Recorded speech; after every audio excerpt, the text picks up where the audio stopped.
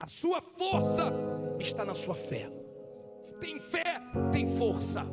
Força para lutar, para trabalhar, para fazer frente com os problemas. Tem força, porque crê que esse Deus não vai falhar com você.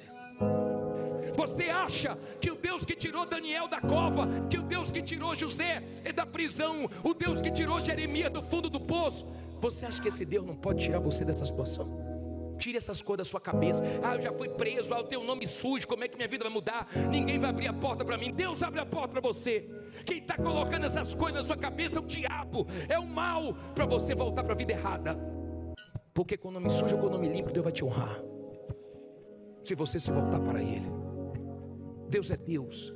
Deus não é pequeno, Deus não é do seu tamanho, nem um pouquinho maior do que você. Deus é grande, Deus é poderoso, e já fez coisas extraordinárias no passado, e continua fazendo no dia de hoje. Você não pode perder sua fé.